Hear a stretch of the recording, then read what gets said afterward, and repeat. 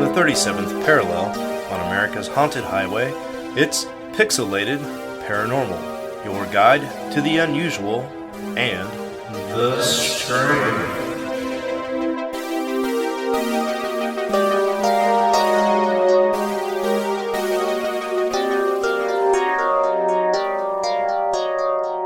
What's up, everybody? Welcome back to episode 236 of Pixelated Paranormal. And once again, we have the whole band back together. With me, as always, is Preston. What's up, all you cool ghosts and goblins, you crocodines and crocodingos? We're on a mission from God tonight. And Steve is back with us again. I'll just do a simple hi. That works. I don't even think we've ever actually talked about a crocodoon, but, you know. Yeah, we did. Yeah, when we talked about the crocodingo, there was a crococoon in there. But you just said crocodoon. No. Well, Daddy's been outside in the shop working, and I've had a few too many to drink. That's good, because you are... Crococoon, crocodoon.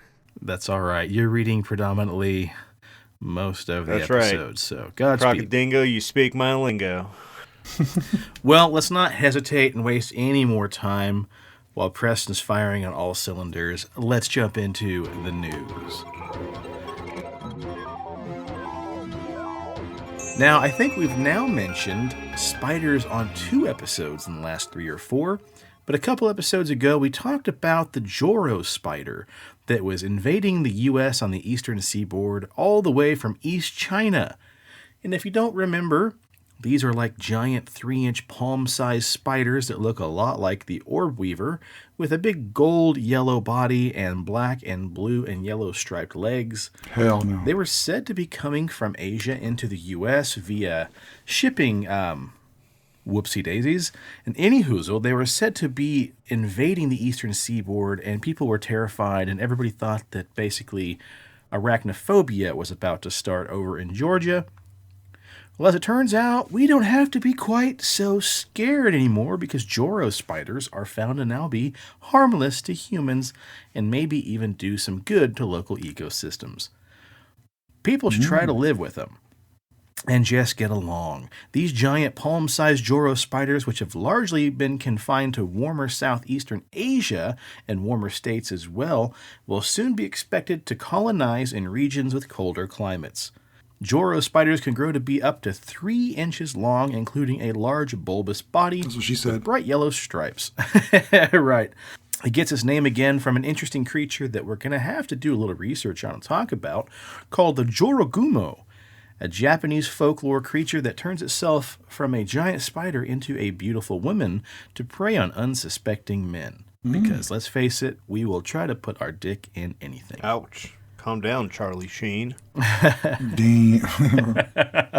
Despite their startling appearance and their namesake, they're actually said to be harmless to humans because, even though they have a very strong venom, their teeth are so small, I should say their fangs are so small, they can't actually bite humans or animals to inject the poison.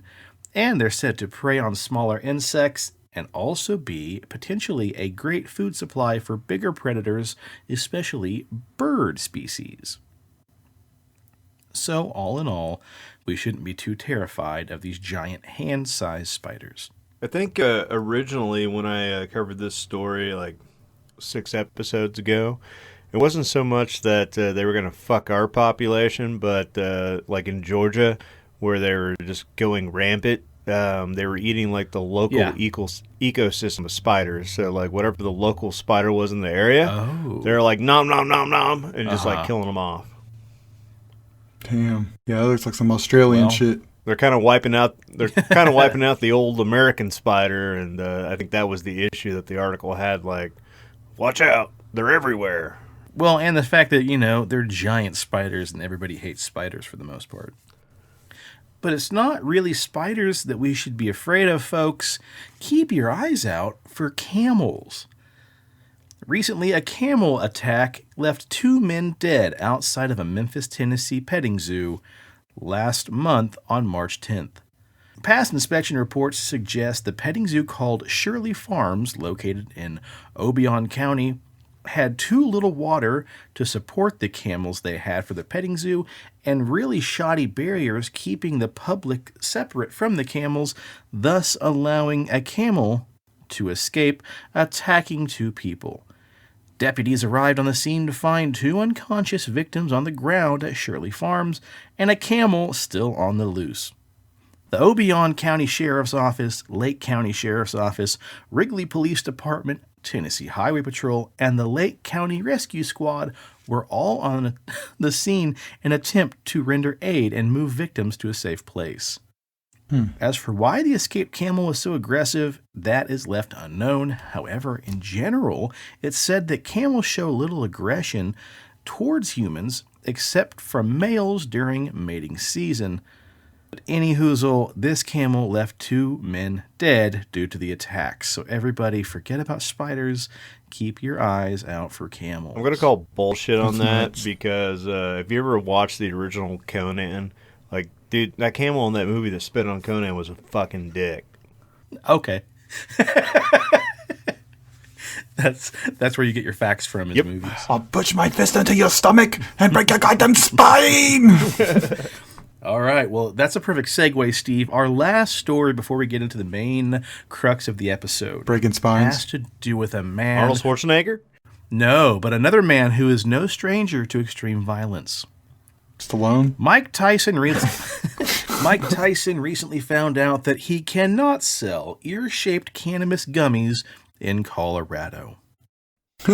State laws prohibit marijuana State laws prohibit marijuana edibles from being shaped like humans, animals, fruit, or other items that may attract children. So chew on this. Mike Tyson is unable to sell a new line of cannabis gummies in the state of Colorado that are shaped like human ears. Damn, that's a good marketing tool. Exactly. The former boxing champ's new edibles are shaped like ears with one bite taken out, a reference to that one time in 1997 when he bit the ear of Evander Holyfield. Tyson's cannabis company, Tyson 2.0, cannot sell the ear-shaped edibles in Colorado because of state laws prohibiting edibles to attract children. Tyson 2.0 still plans to sell the edibles, but will modify the shape from a bitten ear to the letter T before their debut later this year. Apparently, Tyson's been in the pot industry since 2016, and Oh, yeah, he's big in it. wow, and reportedly he earns about $600,000 per month. It's crazy. Jesus, we're in the wrong game, boys. no. Yeah, he had like a whole in his podcast. That's what he'd do. He'd just get stoned with people he'd have on there. He'd have so many guests. He had like a ranch, like a whole retreat and shit, where he would you could go to Mike Tyson's ranch, and it was part of his cannabis business. And then while you're there, you could get different packages basically. And one of them was like not spar, but train with Mike Tyson. Hit a bag with him or something, shit like that. It sold a lot. Oh, wow. He's pretty interesting when you listen to him on podcasts. He's funny. So he's basically like a low-key Joe Rogan, just getting... Pretty much, yeah. But Mike Tyson, dude, it's impressive. I don't give a shit about sports, boxing, any of the like, but it's really impressive to hear that dude talk. Like he's... Asperger's or some shit with the knowledge of boxing. You can tell him any fight from any year, and he'll tell you the stats. Oh, wow, really? The knockout time, the win time, what round. It's nuts, dude. He's a walking encyclopedia for that shit because that's who Mike Tyson is, man. If he's going to do something, he goes and does it. He does it to the best. Like, he's ferocious. Yeah. They need to make a documentary on him like they did that Michael Jordan one. That'd be fresh. They've done several documentaries about him. One of them was recently about his love for pigeons and his pigeons. What? Yeah, you didn't know that? No. Yeah, he's huge into raising pigeons. It was just part of like the therapy for him. Kind of like That's just the cool. extreme opposite of, boxing and all that aggression and stuff like that. Yeah. Yeah, That's he loves awesome. pigeons. You should check out the Charlie Sheen roast on Comedy Central because Mike Tyson was a roaster on there, and they made a joke about how this is, when he was up there, that was the most that Mike Tyson ever got shit on, except for before the show when he was changing the pigeon coop, because he loves pigeons so much, and they shit everywhere. That's crazy. Well, on this episode, as promised previously, we're going to start a 1, 2, maybe 3-part series of paranormal stories that come from the battlefield. So, World War II, the Revolutionary War, Vietnam, stuff like that. And of course, we have already talked about a lot of stuff in Vietnam, i.e. the story from Big John Wiener, the man who blew up Bigfoot. But Steve, we know you're a big fan of, World War II especially. So we wanted to do a series of episodes, probably 2 or 3 long, where we've found stories of people encountering weird things among the battlefield. And so we're no stranger to war. Steve, you and I especially, we had history teachers like Mr. Nellis in high school. We learned a great deal about, the Revolutionary War, World War I, World War II, Vietnam, and so on and so forth. Tons and tons of information throughout the years. War is what pretty much paints the annals of human history. But sometimes among these stories, there's tales that get dropped between the cracks. Maybe it's tunnel digger who blew up Bigfoot in Vietnam, or maybe it's, the Foo Fighters, unexplainable, unidentified flying objects that were seen, among the skies. So what we want to do is jump into a story tonight that Preston, you dug up from World War II. Yeah, with Steve's love of World War II, I thought to myself, man, we should do some more Steven-themed shows. And, I loved when my dad shared war stories with me, and then I stumbled upon this story, and it reminded me kind of all the crazy shit that Dad shared with me. And since tonight's story takes place in World War II, well, Steve, old buddy, this one's for you. There you go. So when doing research on the topic of paranormal encounters on the battlefield and during wartime, one specific and famous tale continued to pop up repeatedly on countless websites spanning across the endless depth of the internet. But even though tonight's tale can be found retold on various paranormal sites, its origins actually begin on Reddit, under the No Sleep subreddit by a user named Igloo444. And it's from the second-hand recounting from Igloo444 where we find the facts and the story that is about to unfold.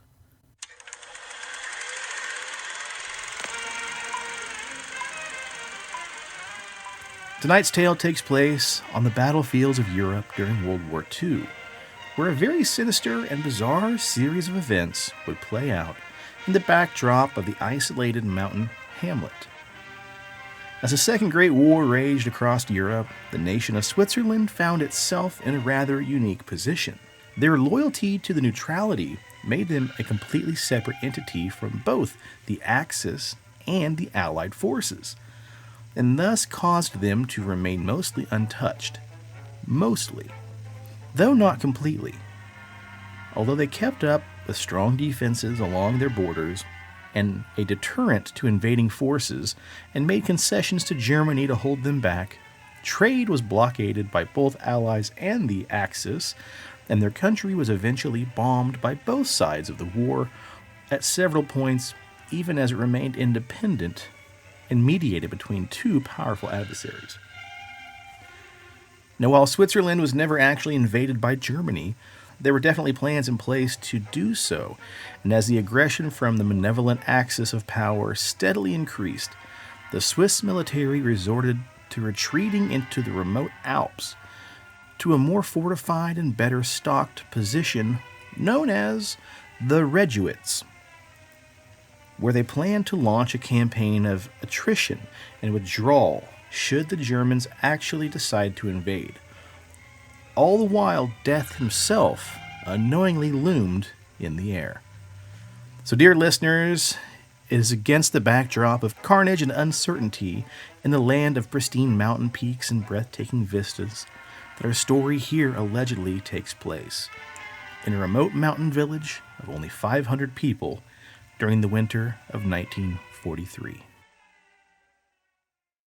The following is a story my grandfather used to tell me before he passed away. I thought the Reddit No Sleep might be able to appreciate it. This story is really long, so I'm sorry.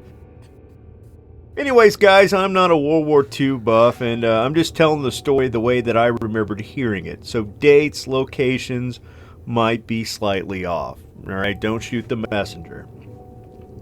My grandfather was a British infantryman in the Second World War. He was only about 19 years old when he enlisted to serve his country, and while he thought that joining the military would give him opportunities to seek exotic locations around the world, he was never deployed to Tunisia or Italy or the Pacific. Instead, he ended up practically in his own backyard, Switzerland, drinking hot coffee or cocoa and chocolate. This is just some historical information, but it's important to understand before I tell the rest of the story. Switzerland did its best to maintain a neutral status throughout the war, but regardless of its attempts to maintain neutrality, Switzerland was still highly sought after by both Allied and the Axis powers. Once the Nazis began committing acts of aggression against Switzerland, England provided reinforcements to the Swiss military. Yet, in an effort to prevent open war within its borders, the Swiss government instructed its military, and subsequently the British reinforcements, to perform a series of tactical retreats into the Alps. That's how my grandfather found himself stationed in the remote village in the Swiss Alps.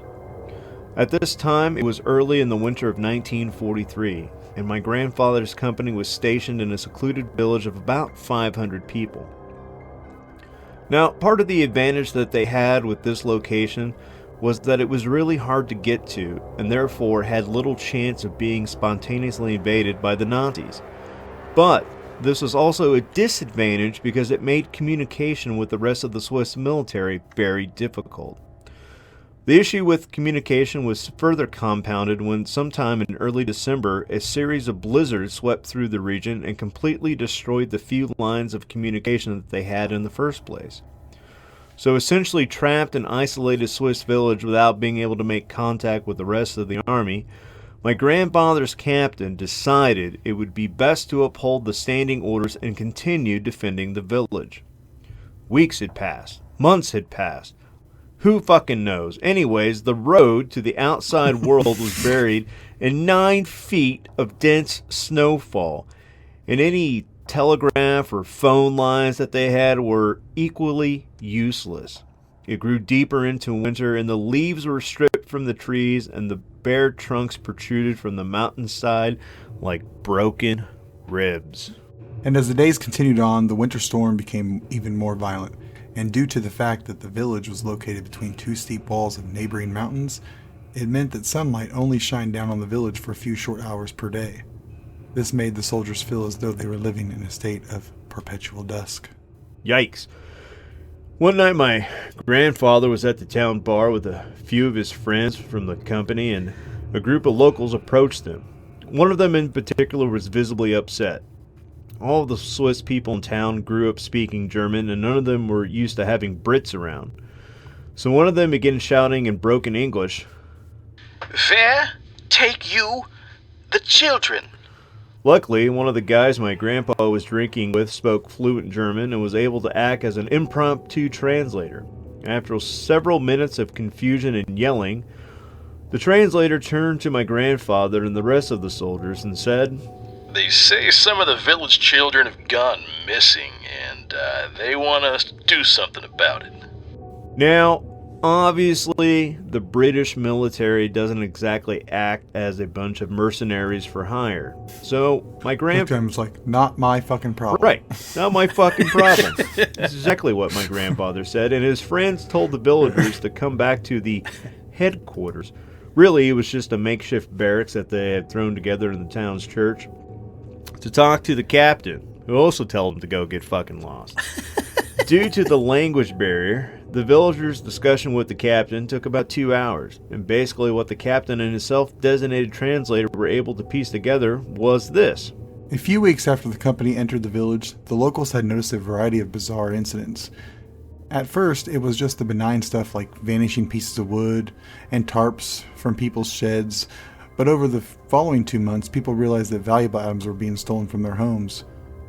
One man claimed that his family heirloom, a handmade ceremonial halberd, sort of like a traditional Swiss war axe, dope, had disappeared from above his fireplace mantel. The culmination of all these incidents was when a village child went missing. Amber Alert. Of course, many assumed that the child's disappearance, although tragic and disconcerting, could be attributed to something as simple as the boy falling into a snowdrift while playing outside, or possibly being attacked and killed by a werewolf or a wolf or other predatory animal. But that wasn't the only child that disappeared. There were several. The villager who entered the bar who looked especially upset, that was the father of 2 young boys who had gone missing 2 days before. He had searched everywhere, high and low. He even rounded up a posse of his fellow townspeople to join the effort, but they couldn't find shit. They, didn't have Blue's Clues. The captain told the villagers that he would continue to look into the matter, and that he would begin sending some of his men to patrol the streets each night looking for whoever or whatever was the culprit behind the strange thefts and abductions.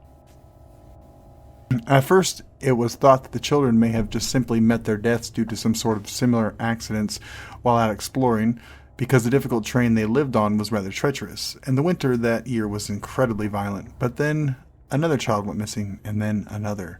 The terrified locals began to think there was perhaps a wild beast of some sort prowling the wilderness, or a pack of wolves snatching up their children. So to help relieve their fears of the villagers, the captain arranged regular armed night patrols throughout the town. But oddly enough, a few nights later, Private Reginald disappeared from the barracks. At this point, my grandfather told me, disappearing children was one thing, but a goddamn grown man? That doesn't happen.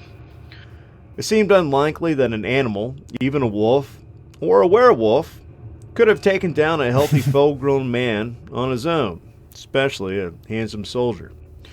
Naturally... What about a teen wolf? Yeah. Naturally, rumors began to surface that this was some sort of monster living in the mountains that came down at night to feast on the occupants of the village. Fuck yes. Despite the nightly patrols ordered by the captain, the disappearances kept occurring. Reginald was the only adult victim of whatever was preying on the village. The rest of the victims were all young kids between the ages of 5 and 10. All in all, including the original 3 kids who had gone missing, 7 children had vanished from the town. Damn. Many people in my grandfather's company were growing suspicious. One explanation that got passed around was that impoverished villagers were actually selling their own children to human traffickers for extra cash.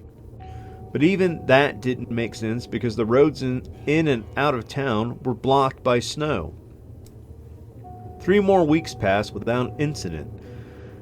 And at this point it was early spring and the snow was just starting to thaw. That night, coincidentally, when my grandfather was on patrol with several other soldiers, they discovered what was behind the children and Reginald's disappearance. You see, it was sometime past midnight when my grandfather and his comrades noticed a figure peering through the bedroom window of one of the villagers' house. My grandfather was at the opposite end of the street, and so at first the figure looking through the window didn't see the patrol. Grandpa and the other soldiers yelled at the prowler, and immediately it tore itself away from the window and began running away. Everyone on the patrol was certain that this was what was behind the disappearances and the break-ins. They ran as fast as they could, faster than Forrest Gump, so they could catch up to him. Though the melting snow and ice in the dead of night and screaming at whatever it was to stop, they kept running and running, and as soon as they found themselves on the outskirts of the village, where the snow was fairly deep, the figure jumped into the ground.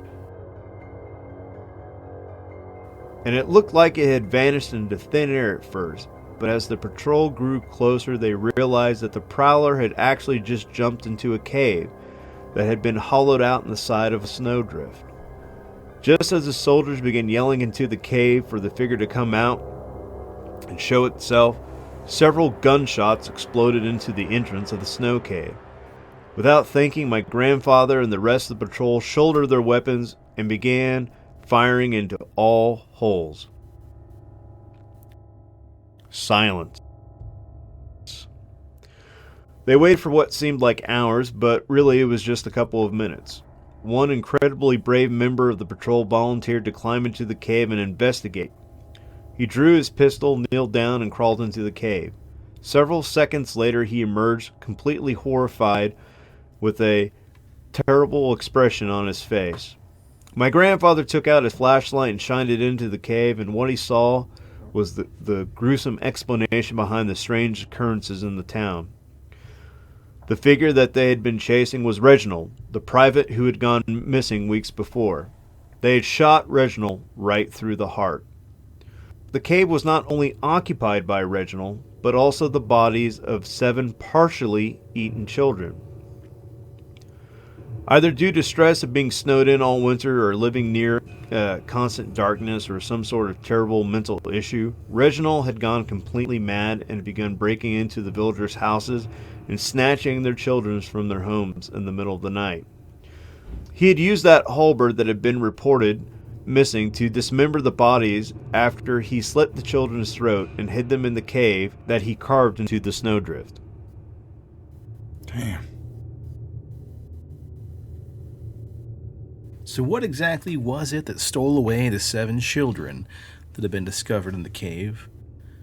Being that the location of the incident was so remote and so dangerous, it's hard to know exactly what the truth was. Was it a cannibal prowling under the cover of violent snowstorms? Was it the dreaded Wendigo inhabiting the body of an otherwise innocent man? Or perhaps Private Reginald was simply lost in the storm himself and was found at the wrong place at the wrong time and succumbed to a death by assumption, and the true culprit could still be at large, still out there stalking its prey, out there in the snowy blanket of the European mountains. Naked. It sounds a lot like, that movie, Preston. What's that movie you like so much? The really good one about cannibalism. Oh, shit.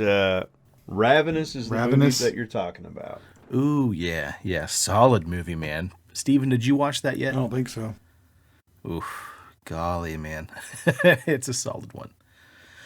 Well, as kind of an epilogue to that story, which, I mean, geez Louise, that's fucking sad and super crazy, man. I wanted to talk about an actual true case of cannibalism that took place in World War II. So after the war, a lot of Japanese soldiers claimed that they only ate human flesh because they were so hungry it was the only thing available. And in a lot of cases, the evidence says it might be true. Back in 1945, a first-year medical student named Toshio Tono stands in the halls of the Kyushu Imperial University with 2 blindfolded American prisoners led down to a pathology lab by Japanese soldiers. He says, "I do wonder if something unpleasant was about to happen to them, but I had no idea it was going to be so awful." The 2 blindfolded men were members of the B-29 bomber team, and they were already wounded after being captured. They were apparently led to believe they were going to be receiving treatment for their injuries. Instead, though, the doctors began a series of human experiments, as Tono himself says he looked on in horror. According to his testimony, later used against the doctors at the Allied War Crime Tribunal, they were said to inject one prisoner with seawater to see if it would be a substitution for sterile saline. Other prisoners had body parts and parts of their organs removed, with one deprived of a whole lung, just so doctors could see how the rest of the respiratory system might respond. Now, as a young medical student, Tono's task usually involved washing blood off the floor and preparing seawater drips for the superiors, but he said the experiments had absolutely no medical merit. They were just being used to inflict cruel punishment, torture, and even death on the prisoners. But as horrifying as it would be to be injected with seawater or have random organs removed, one allegation was perhaps the absolute worst: cannibalism. According to American lawyers, at least one prisoner's liver had been removed, cooked, and served to Japanese officers. Though charges of cannibalism were later dropped in the specific case mentioned, there's no question that some Japanese soldiers did indeed eat human flesh during World War II, and sometimes they weren't even hungry when they did it. For some World War II survivors, exposing the truth about Japanese war crimes such as cannibalism had become an obsession. One survivor was Kenzo Okuzaki, an Imperial Japanese Army veteran, and the subject of the 1988 documentary The Emperor's Naked Army Marches On. By the time Okuzaki shot the film, he had an intensive criminal record. He'd already spent 10 years in solitary confinement for manslaughter back in the 1950s, and shortly after getting out of prison, he had staged a bizarre demonstration at the Imperial Palace in 1969. He was firing pachinko pinballs from slingshots aimed at Emperor Hirohito, the same emperor who had reigned during World War II. As it turned out, Okuzaki took this strange action in order to pursue the emperor's war responsibility in the Japanese court system. During his trial, he challenged the constitutionality of the emperor's system and argued that the emperor was responsible for Japan's war crimes during World War II. Although Okuzaki's argument was ultimately ignored, this may have been the sole instance in modern Japanese history when these questions were seriously discussed in legal settings. Well, they're very ritualistic, especially back then. Oh yeah, for sure. They looked at their leader as a god. That's why they would kamikaze or lay on the sword. Because they looked at their leader as that, the ultimate being. Right, exactly. Die for your leader and die for your country. Mm-hmm. Well, during the court case, as some of the former officers and enlisted men began to open up, some suggested that Okuzaki's comrades were condemned for desertion or for participating in cannibalism. Another grisly theory is that they were put to death so that cannibalistic soldiers could then eat them. At one point, a former soldier claims that multiple isolated soldiers were reduced to cannibalism. He says they tried at first to eat local natives, but they were too difficult to catch. So they then attempted to go after Australian soldiers on the island. Finally, they apparently turned on each other, sometimes even picking their prey based on personality, due to the supposed shortage of actual food. Jesus. Savages. I don't know. There are other cases of this kind of thing happening out on the battlefield, so to speak. It's hard to say whether or not it's true, but I mean, in this one instance here, this documentary, that was one of the subjects in the documentary. So the way I look at it is that war is so damn crazy anyway. Mm-hmm. Anyone can snap. Groups of people can snap. And yeah, for sure. When you're in the middle of nowhere and you don't have food, I could easily see that becoming an option in the war-torn areas like that, especially back then with the way things were. It's gross, but man, for sure. I could definitely see it. Everybody was doing fucked up shit back then. Don't matter what country you were from. And we're taught that the Nazis did all sorts of really nasty experiments, which they did. But there's a lot of documentation I was looking at, going down little rabbit holes for these upcoming episodes, where a lot of Japanese soldiers and scientists did a lot of the similar kind of stuff the Nazis had gotten away with as well. So, I mean, just goes to say that anybody's capable of anything, Very true. Well, to bring things kind of back to an upswing to finish out the episode, staying in World War II, I wanted to touch a little bit on the flying humanoid sightings from World War II. Captain America flying through the sky with a shield? Right. In the Pacific theater of World War II, troops had reported witnessing peculiar flying humanoids in the skies over battlefields. Described as possessing a large pair of leathery bat-like wings, these creatures were said to had been spotted close to military installations on numerous occasions. They were said to be silent and very shy, as they reported, but military eyewitnesses couldn't escape the unraveling feeling that they were fighting more than just a human enemy. Many of the alleged sightings date back around the time of the Battle of Okinawa in 1945. Years afterwards, reports of flying humanoids in the Pacific were still being made by soldiers. One such report came from Sinclair Taylor, a U.S. Air Force private who was on guard duty at Camp Okubo near Kyoto, Japan back in 1952. The sounds of the creature's wings is what first drew the private's attention. To begin with, he thought he was looking at a giant bird. However, as the creature flew closer, it became clear that it wasn't simply a bird. According to Taylor's testimony, the enigmatic being had a body of a man about 7 feet tall, but also had a 7-foot wingspan. After having flown closer to the private, the creature stopped and hovered in the air. Now, Taylor panicked and began firing his weapon at the flying creature, and when he looked back after running away, he said the creature had vanished. No blood or cadaver or any physical evidence remained behind. He said, when I looked to see if my bullets had found a home, there was just nothing there. Even more bizarre is the fact that Taylor was not the only witness to the creature. It has been reported that when they declared the incident to his sergeant, it was revealed another guard had witnessed the exact same creature 1 year before. Although Private Sinclair Taylor had no knowledge of the previous sighting and had no contact with any other eyewitnesses, the two descriptions of the same winged creature were astonishingly similar. Theories as to what Taylor and others saw included secret military projects and the misidentification of simply local wildlife. Misidentification, though, suggests crows, which may have been reported to be much larger in Japan than other parts of the world. Certainly in other countryside areas, crows with wingspans twice the normal size have been sighted by rural farmers. These supersized birds are also reported to be more reserved and less vocal than other common crows. But this being said, misidentification of crows or other large birds does not account for the alleged human-like characteristics of these creatures, nor will it explain their seemingly unnatural ability to survive rapid gunfire, as reported by Sinclair Taylor. As such, the true nature of flying humanoid creatures being sighted over Japan remains a mystery. But if you guys remember back when we talked about Mothman, there's been countless reports of flying humanoids in Japan, especially when Fukushima had exploded. A lot of people reported seeing a large flying humanoid creature before the actual explosion of that plant. Just Mothra, man. Right.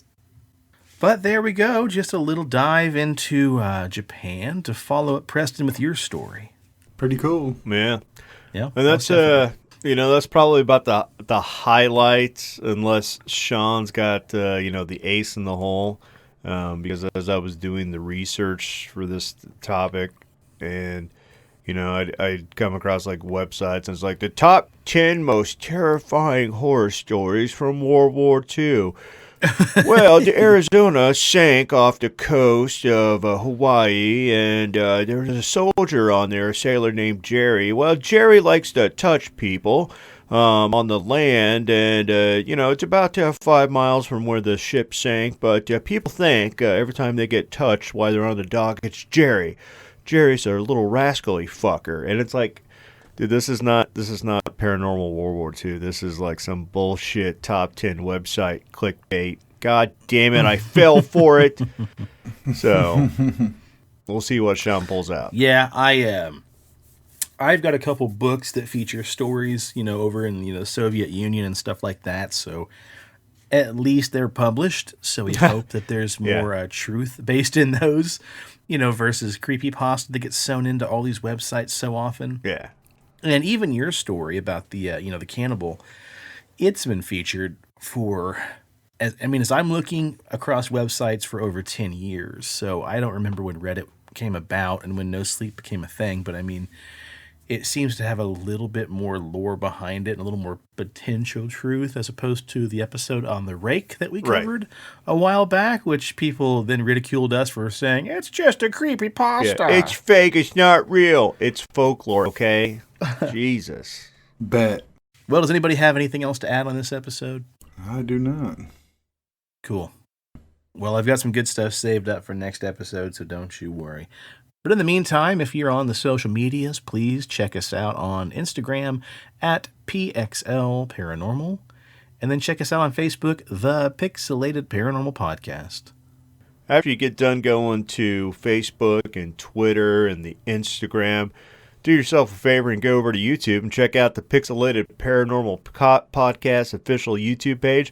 Holy shit, we're at 179, so we've gained 2 since last episode. That's like 1 away from 80, which We're is almost at 200. Yeah, which is 20 away from 200. So, tell your kids, tell your wives, tell your friends, your family, your neighbors. Spread the word. Let's grow this shit, baby. Hell yeah. And as always, if you need a beard, if you want a beard, if you don't want to have to look like a hairy hobo out in the Swiss Alps wilderness, then do yourself a favor and go over to BigDobsBeardBomb.com and use promo code PXLPARA for 20% off your order. And pick up some Bay Rum Dundee Cedar. That'll actually kind of remind yourself of being out in the Alps with all the pine trees and everything. And you'll smell amazing. You'll look amazing. You got fresh citrus, sweet tobacco. Get it all. Get it at Dobbs. Use the promo code. And thank your boys. Yeah, boys. And if you're in the Wichita area, please stop by and see our dear friend Leslie and the rest of the gang at CD Trade Post, Pawnee, and I was just in there today.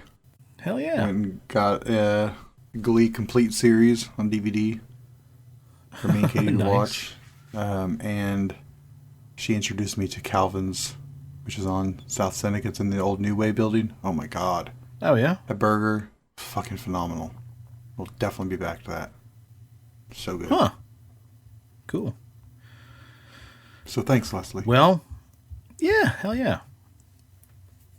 Well, unless you guys have anything else to add, I'm going to jump off here and watch The Brave Little Toaster for the first time. Oh, nice. It's a great movie.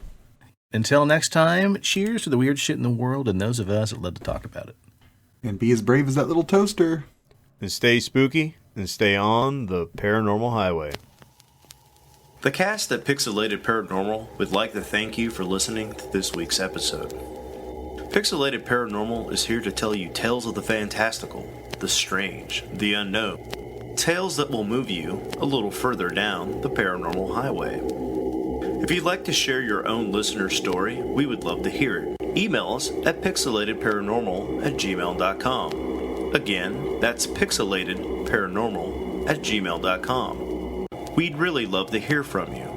Again, thanks for listening to this week's episode of Pixelated Paranormal, your guide to the unusual and the strange.